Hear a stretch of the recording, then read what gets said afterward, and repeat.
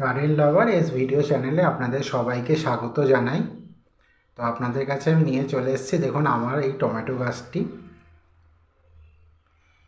দেখতে পাচ্ছেন কত টমেটো ফলে রয়েছে গাছটির মধ্যে। এই গাছটি কিন্তু আমি বাজার থেকে কিনে আনিনি।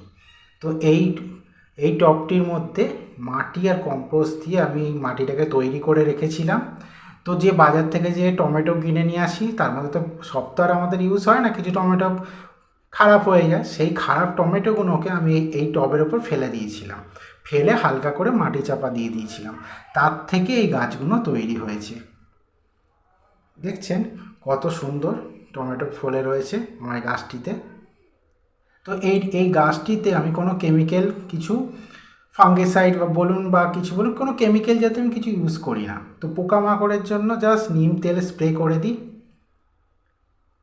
আর আর মাসে একবার করে সর্ষের খোল পচা আর কম্পোস্ট তরল সার, এই দুটো আমি গাছটিকে ইউজ করি। তো দেখতে পাচ্ছেন এই দুটো ইউজ করে কি সুন্দর আমার টমেটো হয়ে রয়েছে গাছটির মধ্যে। কত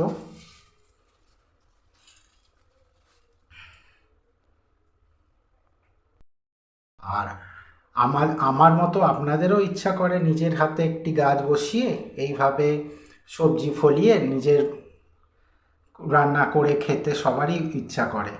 তো তো বাজার থেকে কিনে নিয়ে আসার থেকে তো আমি এইভাবেই এটাকে তৈরি করেছি। তো আপনারাও এইভাবে তৈরি করে নিতে পারেন টমেটো গাছ। তো এই দেখুন, তো এবার বাজার থেকে যে টমেটোগুলো আপনারা কিনে আনছেন, তো এবার সেটা কি কেমিক্যাল কীভাবে কি তৈরি হচ্ছে সেটা তো আমরা জানতে পারছি না। কিন্তু এটা যেটা আমি যে টমেটো গাছটা তৈরি করেছি, এটা পুরো অর্গ্যানিকভাবে, এর মধ্যে কোনো কেমিক্যাল বা কিছু নেই, একদম আলাদাভাবে।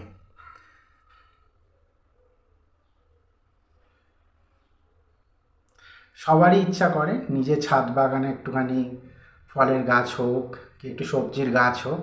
তো এই গাছটি আমি করেছি।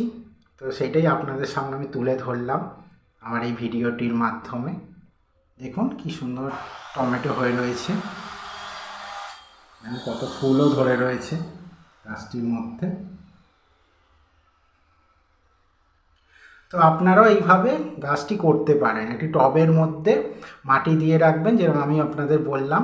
আর সব টমেটো তো আর বাড়িতে ইউজ হয় না, কিছু টমেটোরও আমাদের ওয়েস্ট হয়ে যায়, ফেলে দিতে হয় খারাপ হয়ে গেলে বা কিছু। তো সেই টমেটো দিয়ে আপনারাও এইভাবে গাছটি তৈরি করে নিতে পারেন।